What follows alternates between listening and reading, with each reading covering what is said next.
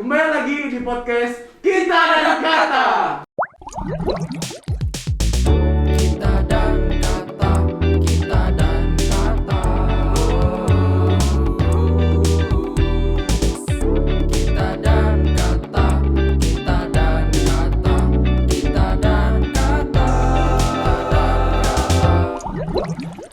Oke, kembali lagi bersama aku Toti, dan hari ini aku ditemani oleh satu teman aku yang mungkin familiar di mata kalian. Mungkin saya nggak pernah dengar. Ya mungkin boleh kenalkan nih siapa teman saya ini? Kenalkan, nama aku Robert. Dan pada hari ini kita kedatangan tamu spesial ya Toti. Oh, spesial banget ini tamu ini, benar-benar kayak di luar bayangan semua orang lah kayaknya sih. Benar, tapi aku nggak lihat ya di mana orangnya. Orang mana ya? Ada nggak di sini? Udah duduk ada? Ada nggak? Mana ada? Oh, ini. Mungkin boleh. Ini siapa nih? Bang Robert, ini siapa? Pastor, tidak apa-apa kita bercanda ya. Berdosa ini, berdosa kita nih. Nanti aku habis ini acara ini saya mau pengakuan dosa dulu. Emang boleh pastor? Oke, boleh ini kenalkan nih Romo siapa dulu nih? Silakan Pastor. Nama saya lengkapnya Pastor Leonard Pascalis Nojo of M Kapusin. Nama keren lalu. Keren kali OVM Kapusin tuh ya. Nama biara Leonard, nama baptis Pascalis Nojo. Itu kami tidak ada marga, ya, itu ke Flores Barat Manggarai itu. Yang ada marga itu Flores Tengah dan Flores Timur. Oh, timur. Maka kami lebih menekankan nama awal daripada nama akhir. Oh, berarti Romo dari Flores ya? Iya, saya dari Flores. Oke, baik. Jadi nama lahir pastor tuh Pascalis Nojo itu. Ya, karena saya pas lahir hari Minggu Paskah. Oh iya, keren sekali. Maka 4 tahun sekali tanggal ulang tahun saya pasti jatuh hari Jumat Agung. Oh. Sekali ya. Alah. Pastor. Romo, kita mau tanya-tanya nih, boleh nggak kita kembali ke belakang dulu? Boleh. Ke masa-masa Romo dulu ya. Masa sebelum pastor jadi imam mungkin ya. Pas pastor masih kecil, mungkin Udah. masih nakal-nakal gitu ya. Kan sekarang udah nggak bisa nakal lagi kan?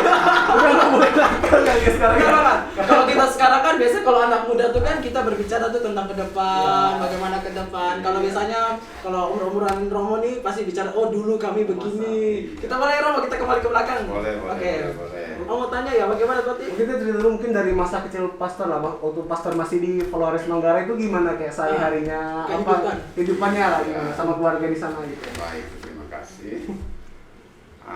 Saya lahir dalam keluarga yang sederhana secara ekonomi. Tetapi mereka dalam hal pendidikan moral dan iman boleh dikatakan mereka lah guru saya, kedua orang tua saya. Saya anak keempat dari 8 bersaudara, 3 perempuan, 5 laki-laki. Tetapi di atas saya sudah 2 orang yang meninggal, sehingga saya sekarang jadi anak kedua dari 6 bersaudara kami sekarang. Ya, 2 perempuan yang tinggal, 4 laki-laki. Waktu kecil karena orang tua semuanya petani, sejak kecil saya sudah diajari untuk kerja keras. Wow. Bahkan belum SD pun sudah disuruh untuk mengembalakan kerbau belasan ekor. Harus bangun pagi-pagi 4:30, sehingga awalnya memang takut bangun itu, karena orang tua dengan ceritakan di tempat ini ada yang angker, ada ini ya. Cerita dulu ya Romo. Orang tua Iya, kan takut gitu. ada orang tua, karena lewat tempat itu ketakutan juga kita. Tetapi mau bilang apa, mau mengharapkan siapa? Nah, karena abang saya yang tertua itu begitu tamat SD langsung sekolah SMP jauh dan asrama. Ya otomatis yang laki-laki yang tertua yang di rumah ya saya mau tidak mau harus menjalankan tugas itu. Jadi ada tanggung jawab berat di keluarga ya Ada Romo. berat memang ya. Biasanya pagi itu hanya saya ditemani oleh beberapa ekor anjing saja, itu yang memuaskan saya. Sehingga untuk saya sekarang ketakutan dengan hantu itu enggak. Oh enggak. Karena sudah terbiasa dengan hal itu dulu, sudah Oh. ditempa sejak kecil. Kemudian kalau soal nakal, ya saya paling nakal dalam keluarga. Romo, hal yang degil yang sangat terkesan di kehidupan Romo itu apa? Yang paling nakal, paling degil sekali dalam Biasanya kan orang bilang oh Pastor, sosok Romo tuh kan yang religius masanya ini. Iya. yang hidupnya mujur-mujur ya. Itu Kalau gimana saya Pak sih Romo? Toti biasanya banyak lengkung-lengkung ya sih. Sama saya jauh lebih parah. Saya lengkungnya itu nggak tahu kemana-mana. Ya Romo bagaimana? Iya, dalam soal nakal saya memang dari 8 bersaudara saya termasuk orang yang nakal. Aduh, padahal kelihatan kayak Kalau juga pesan ya. Nakal, iya. Aduh. Ya, Romo, Nakal, bagaimana, Romo? suka mengganggu orang, gitu. Kemudian sering berkelahi juga. Tetapi kalau saya berkelahi dengan orang, biarpun saya benar atau orang lain salah, tetap kami yang dipukul. Iya. wah, Nah, karena orang tua bilang jangan pernah ada musuh dalam hidup. wow. Lihat. Benar banget. Tapi memang kalau ada Kadang-kadang musuh nih, tuh susah sih. Iya. Benar Bang Robi dah. Itu saja. Sehingga kami berkelahi dengan orang pun, biarpun benar, tetap kami yang dipukul. Tapi sekarang Romo kalau benar salah larinya ke polisi. Langsung nggak ada orang lagi ya. Benar banget. Ya, ke polisi ya. Yang itu kan masa waktu pas menggembalain kerbau itu kan masa sebelum SD pasti Mas Ali. Waktu Iya, bahkan masa selama pas SD itu memang itulah pekerjaan saya, mencari kayu juga, kayu kebakar kan, karena dulu kan mana ada kompor gas gitu kan, semuanya sistem manual semua. Nah, itulah kerja pulang sekolah.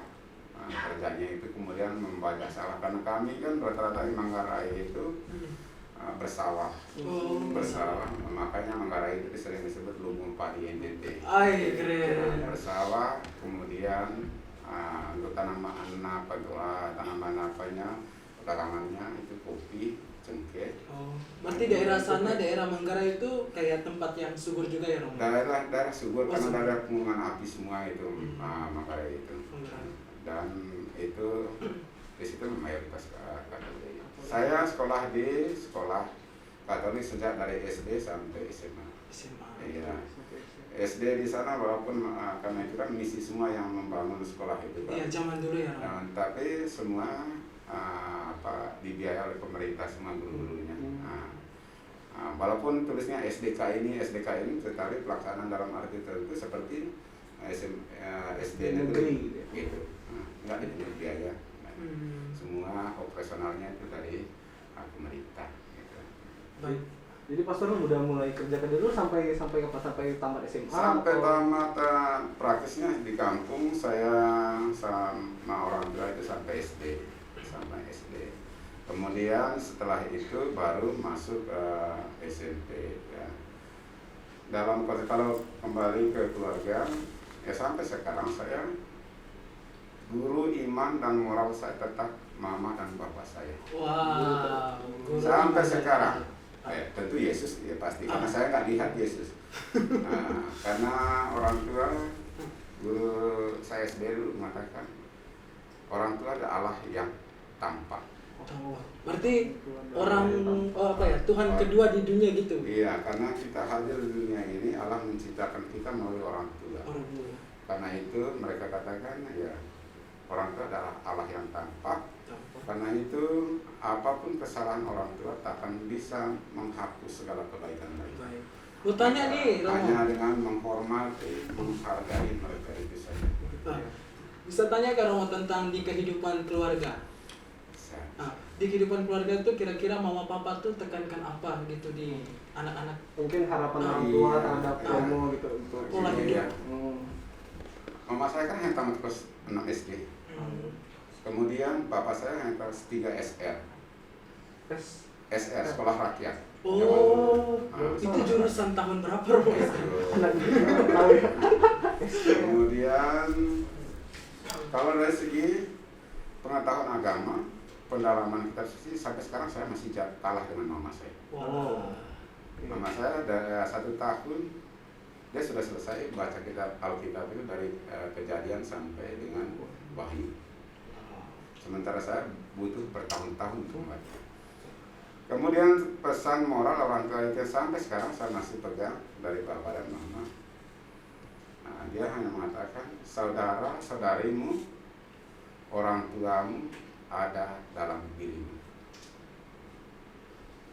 Nah, ketika kamu berbuat baik, bersahabat dengan, bertutur kata dengan baik, bertindak dengan baik, maka di situ saudaramu, di situ saudarimu dan orang tuamu. Dan baru saya sadar itu ketika saya seminari. Ternyata itu ada dalam Injil. Dan itu yang pesan itu terus mengatakan itu pada mereka, ke kami, oleh orang tua kami, itu saja harus bersahabat dengan semua orang. Bersahabat Dengan semua orang, sedapat mungkin kamu bisa berbuat baik untuk orang lain dan jangan menjadi sambungan untuk orang lain. Itu saja. Nah, karena dia mengatakan satu saja pesan kami untuk kalian itu, orang tuamu, saudara-saudarimu ada dalam mulut, dalam diri. Kalau kamu bertutur baik, orang akan mencintai. Berarti jangan lupa kita tetap bersahabat ya. Betul, pasti kita sabar dong. Nah, kan kita pernah ada musuh-musuhan, terutama dalam OMK sih pasti nggak akan Pasti. ada sih musuh-musuhan. Iya, betul. Nggak boleh ada musuh-musuhan. Iya. Oke. Lalu kan Kemudian masih tambahan dari pesan iman mereka yang sampai sekarang saya masih pegang, kami juga yang 6 orang masih pegang. Kamu boleh memiliki segala-galanya, kata orang tua saya. Kamu boleh memiliki segala-galanya untuk hidupmu ini, tapi kalau kamu tidak memiliki Allah, tidak ada gunanya. Karena segala yang kamu miliki itu pemberian Allah cuma-cuma. Kalau Allah mau mengambilnya, itu bisa saja. Bisa. Rupanya inspirasi mereka itu dari kitab Ayub. Dan baru saya sadar semua itu ketika sudah praktek, bahwa didikan orang tua semuanya terinspirasi dari kitab suci. Dan mereka, orang tua dulu kan tidak ada buku cerita kan. Mama saya menceritakan kitab suci itu pada kami itu dalam bentuk cerita. Mulai dari Kejadian sampai kitab Wahyu. Dan saya baru tahu semuanya itu ketika frater, suster, Buber mengajar kami di SMP SMA. Ternyata yang diceritakan mama dan bapak itu semua dari kitab Kejadian, dari kitab suci, mulai dari Kejadian sampai kitab Wahyu. Nah, mereka membuatnya dalam bentuk cerita sehingga kami tidak ngantuk. Itu cerita sebelum tidur. Kayak dongeng gitu ya? Dongeng sebelum tidur. dongeng. Kemudian satu hal yang pesan sampai sekarang, kalau kami nggak berdoa sebelum tidur pasti dipukul. Kalau zaman sekarang Romo nggak ada, mungkin nggak ada langkah ya. Ini banyak tipu-tipu kali, Tipu-tipu. doa gitu ya. Iya. Makanya kalau bangun pagi pertanyaan pertama mereka sudah berdoa enggak? Ay, kalau saya Romo bangun pagi HP duluan. Mungkin Pak Samin tanya pernah doa. Jawabannya berbeda. Oh, jawabannya. Pastor mungkin pernah bohong gitu atau mungkin ada doa nggak tadi pagi? Pastor bilang nggak pernah itu, ada nggak doa, ada pernah Pastor? Kadang berbohong pun juga. Kadang, tetapi setelah itu kita menyesal juga karena sudah terbiasa seperti itu. Ya kadang-kadang lama-kelamaan kita terpaksa jujur juga. Jujur. Kalau memang enggak, kalau memang iya. Nah, awalnya memang saya berbohong juga, tapi lama-kelamaan karena sering dibuat itu ada sesuatu yang kurang kalau bangun pagi itu enggak doa. Lama-kelamaan seperti itu ya. Itu sih pengalaman agama kecil orang tua. Sangat terinspirasi ya. Saya sebenarnya agak ngefans sama orang tuanya Romo sih. Kayak saya tuh lagi kayak orang tua yang hebat tuh bisa melahirkan anak-anak hebat juga kayak Romo. Pasti. Jadi pendidikan itu kayak sampai ke kita juga, dari orang tua Romo bisa sampai ke kita ilmunya gitu kan. Benar. Ya benar, saya keren sekali secara dari orang tua Romo kan. Lalu kita tadi udah cerita soal jangan dari Mama Romo kan. Nah, mungkin dari Papa Romo mungkin ada yang disampaikan dari ayah itu untuk Romo sampai Romo tuh bisa jadi inspirasi buat Romo sampai sekarang ini. Bapak saya orangnya sangat keras, kemudian tegas. Dia tegasnya dengan kami, dengan anak-anak dalam hal pendidikan, tetapi dengan orang lain dia sangat lembut. Dia tidak pernah kalau orang percaya, kalau orang lain mengganggu baru dia melawan. Tapi kalau dia mengganggu dia galak sekali. Karena ya prinsip bapak saya, kalau saya hanya tamat kelas 3 SR, minimal kalian tamat SMA. Nah, itu makanya dia sering keluar untuk bekerja, maka dia mencoba semua pekerjaan. Bapak saya itu dia bisa bertukang, bisa menggergaji papan dulu kan bukan ada nyesel seperti ini, kan manual semua. Manual ya Romo. Kemudian dia bisa buat gula aren, dia coba semua hanya demi untuk anak-anaknya. Prinsipnya mereka janganlah seperti saya. Sudah sengsara hidup saya, kalian itu minimal tamat SMA supaya kalian bisa bekerja. Nah, saya sudah merasakan bagaimana deritanya kalau hanya pendidikan yang kelas 3 SR dan mamamu hanya kelas 6 SD. Berarti sangat penting pendidikan ini ya, Romo? Bagi mereka Bagi mereka. pendidikan itu bukan untuk menjadi pegawai, Oh, bagaimana mengolah hidup. walah. Itu aja. Jadi harus kita dengar ya teman-teman, bahwa pendidikan itu bukan hanya untuk kita kejar-kejar nilai, tetapi di situ ada poin yang penting kita perjuangkan ya, Romo. Nah, itu ya prinsip bapak saya. Nah, keras, orang keras, sangat keras.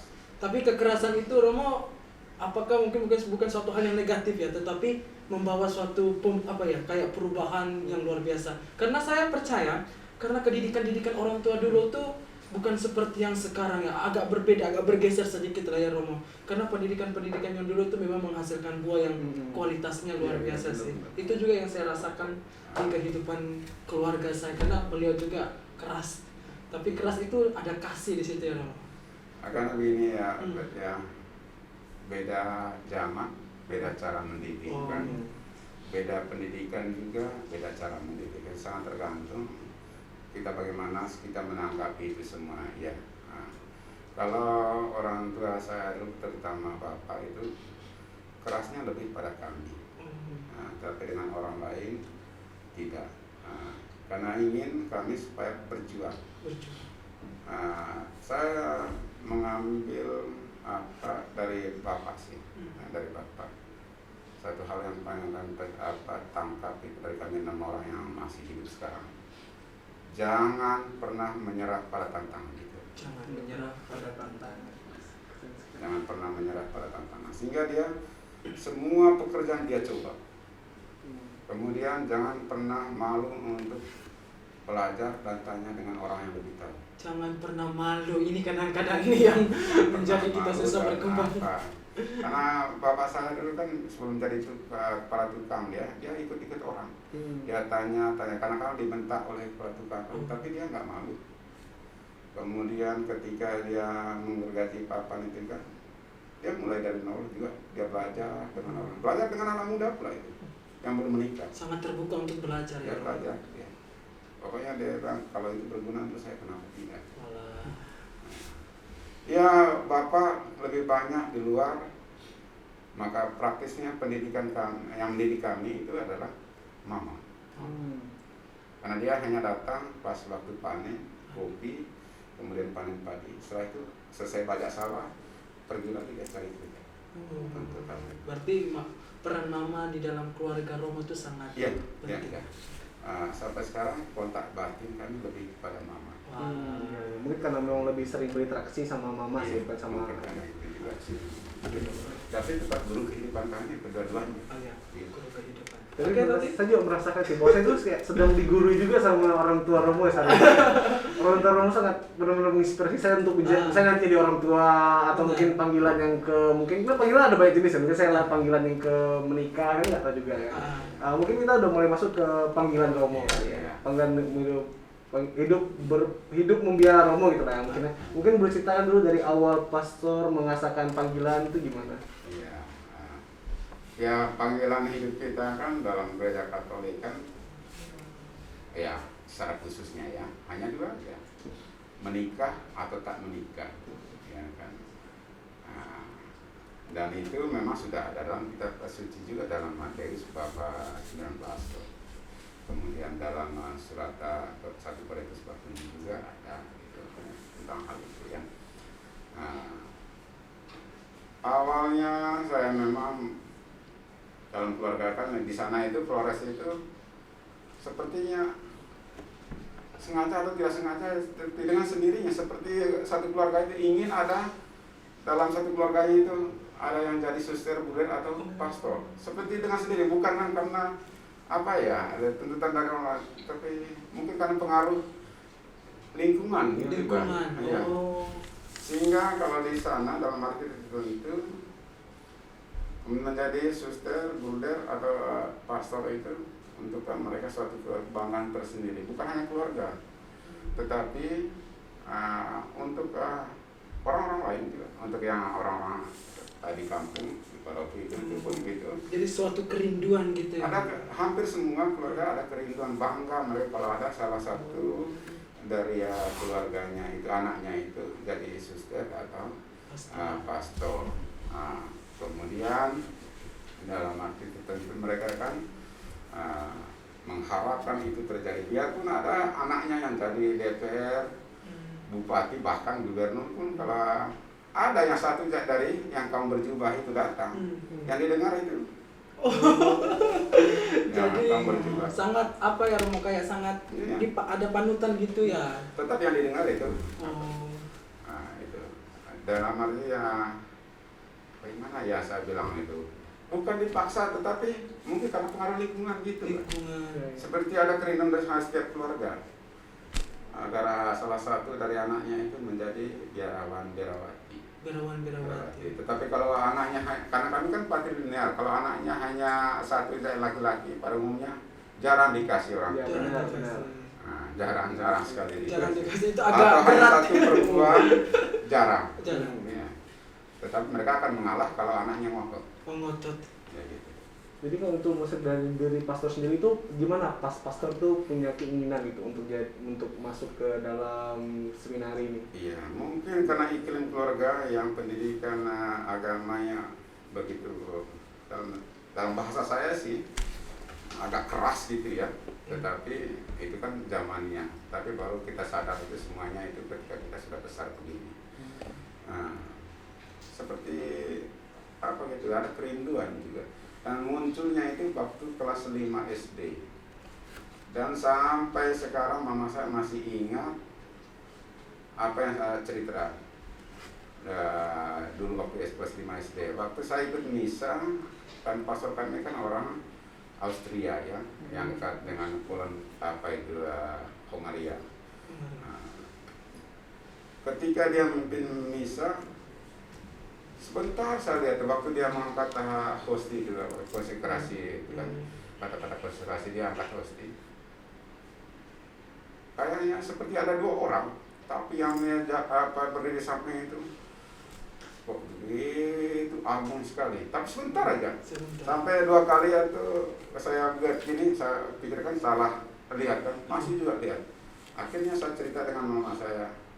Mama saya hanya mengatakan itu saja salah matamu. Tapi rupanya mama saya menulisnya dalam hati. Wow. Ketika saya jadi imam, dia cerita kembali. Saya nggak tahu ingat lagi. Walah. Nah, masih ingat gak kamu katanya ketika kamu kelas 5 SD itu menceritakan ini? Saya tetap ingat. Padahal saya sama sekali nggak ingat lagi. Rupanya dia tetap tulisan. Tapi dengan saya dia menjawab itu hanya penglihatannya salah aja. Ingatan salah. Padahal di balik itu ada juga yang beliau simpan. Rupanya dia mendoakan, ya dia hanya mendoakan. Tuhan, kalau memang engkau menghendaki anak saya mau jadi imam, silakan kami ikhlaskan. Rupanya dia doa gitu.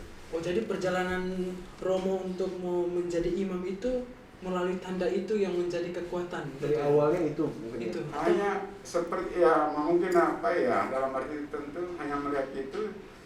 Tapi karena dia nggak didukung oleh orang tua, nggak dia saya tanya dengan apa kan, cerita dengan mama, respon dari mama, dia mengatakan itu hanya salah penglihatan. Buyar, waktu apa itu memang selama misa pingin sekali jadi imam. Tetapi ketika mama responnya kurang begitu, buyar. Sehingga itu sampai kelas 1 kelas 2 SMA. Nggak ada keinginan lagi. Yang saya justru yang menginginkan dari tentara. Wah. Nah, sebagian besar keluarga saya, lawan sepupu saya itu kan banyak yang pabrik, yang tinggal sekarang masih ada yang dua sudah keluar, nggak juga yang jadi. Berarti kan sampai kelas 2 SMA kan berarti keinginan dalam diri pastor itu ingin menjadi seorang tentara gitu ya? Iya, bahkan dulu waktu itu kan masih dalam arti tentu urus sendiri, kemudian tesnya itu apa, nilai raport gitu ya, ada tes tertulis, itu saya urus sendiri semua. Wow. Dan waktu itu memang diterima kebetulan di Surabaya itu, yang penerimanya itu bapak angkatnya abang saya tentara. Ya. Bukan karena itu juga sih, karena nilai rapot saya juga memang bagus bagus terima. Tapi begitu saya cerita dengan bapak, dia mengatakan begini, 100 perak pun saya tidak akan kasih kalau kamu mau jadi tentara. Tapi dari pernyataan itu menjadi titik balik untuk saya. Akhirnya saya ingat lagi dengan masa kecil saya kelas 5 SD, keinginan menjadi apa. Nah, saya refleksikan kemudian mungkin Allah berbicara lewat bapak saya. Nah, mungkin kalau saya tetap mengotot jadi tentara mungkin jadi umpan peluru.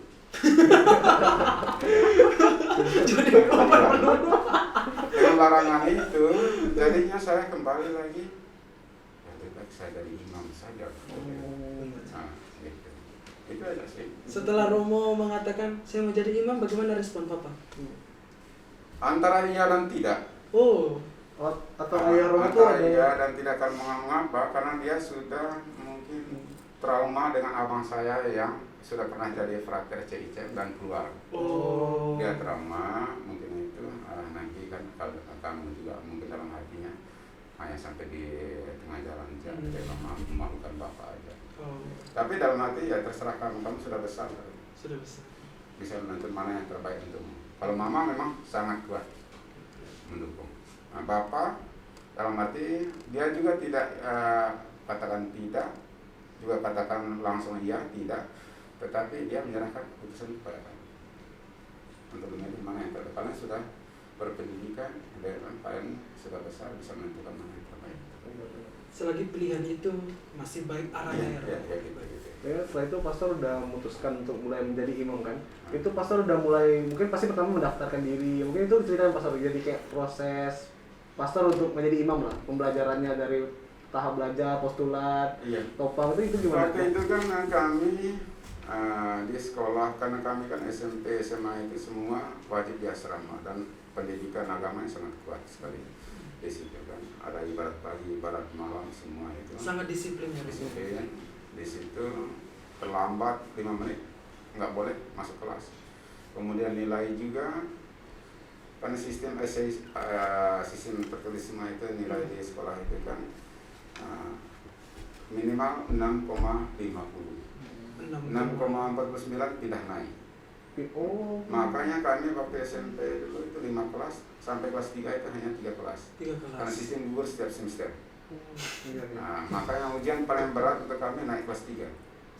Pasti. Nah, makanya artinya kan kedisiplinan, tanggung jawab itu sudah ditanamkan sejak juga dari SMP SMA kan. Kemudian waktu SMA kelas 3, pertama semester 6, kami 3 orang, kami kan dulu jurusan A1, hanya 2 di SMA biasa swasta kan hanya diperbolehkan 2 jurusan saja. Nah, di situ sekolah kami itu jurusan A1 fisika dan matematika penekanannya, dan jurusan A4 itu bahasa. Saya memilih jurusan A1. Kemudian dari kami 14 orang 14 orang. yang jurusan A1 itu. Waktu kelas 1 51, kami sampai kelas 3 hanya tinggal 33. Itu kuliahnya di mana, Romo?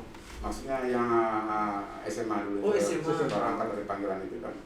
Yang lain masuk lamar ke SPD, yang lain masuk lamar Imam Diocesan, Projo. Kami bertiga melamar ke Kapusin. Dulu hanya tertarik bajunya aja. Oh. Kami pun nggak tahu yang mana Kapusin itu. Di sana hanya Fransiskan. Tapi kami lihat di brosur itu kan kok ada Kapusin di sini, karya di Sumatera, karya di Kalimantan. Nggak pernah kami lihat Kapusin. Yang kami lihat yang Fransiskan. Saya tertarik bajunya. Oh, berarti panggilan Romo ini jubah itu juga ya? Jubah itu yang saya tertarik sekali dulu itu kok. Yang lain sekali dengan yang lain perjubahnya itu. Kemudian kami bertiga, saya Pastor Mikael itu yang dulu pernah dia itu. Kemudian Pastor Adiali, kami milih Kapusin. Justru balasan lamaran kami yang pertama sekali itu dari kami 23 orang yang mau jadi imam itu kelas 3 itu. Kami paling cepat respon. Iya, iya. Oke, itu sebenarnya Pastor Pak Yangsen tahun 93. Kemudian saya masuk Topang, diterima masuk Topang. Topang di Nyarongkop 1 tahun 93-94, Posulam 94-95. Setelah itu saya pernah sakit dan tidak ditemukan di rumah sakit Antonius. Akhirnya saya pulang, saya berhenti 1 tahun dulu. Oh, istirahat. Baru masuk dalam. Teman kelas saya mereka pasal dulu gitu. Dan sampai sekarang yang banyak dari panggilan kami itu angkatan kami yang di Posulam dari 16 orang yang jadi masih bertahan sampai 9 orang. Bertanya banyak juga, Ya. masuk banyak ya. Nah, sampai sekarang masuk pastor Kosmas, pastor pastor Rena, itu satu angkatan kami. Ya, dia kemudian kuliahnya untuk filsafatnya itu memang di semuanya kampus ini itu di Sumatera Utara, Kemang Siantar. Nah, filsafatnya dan teologinya di sana juga. Sekarang sejak 2004 kalau saya tidak salah, untuk yang Profesi Kapusin selesai tamat filsafatnya di Kemang Siantar, Sumatera Utara, teologinya di sini. Praktisnya dari SMA biasa sampai jadi imam itu kurang lebih 11 sampai 12 tahun. 11 sampai 12 tahun. Kalau SMA biasa. Kalau yang dari seminaris 10 sampai 11 tahun. Itu mulus. Kalau tidak ada tantangannya. Tidak ada tambahan. Wah, keren. Tidak ngulang-ngulang. Oh, itu saya mau nanya Pastor, kan dari Topang sampai di seminar sampai pendidikan terakhir itu yang di sini ya. Itu tuh ada suka dukanya enggak dari Pastor itu, kayak ada merasa jenuhnya, ada merasa udah mulai malas atau merasa mulai kayak ini bukan tempat saya gitu. Ada nggak Pastor merasa kayak gitu? Itu pasti tetap ada, itu pasti. Bahkan mungkin setiap hari. Kadang-kadang mungkin bertanya, apakah saya dipanggil atau hanya merasa terpanggil?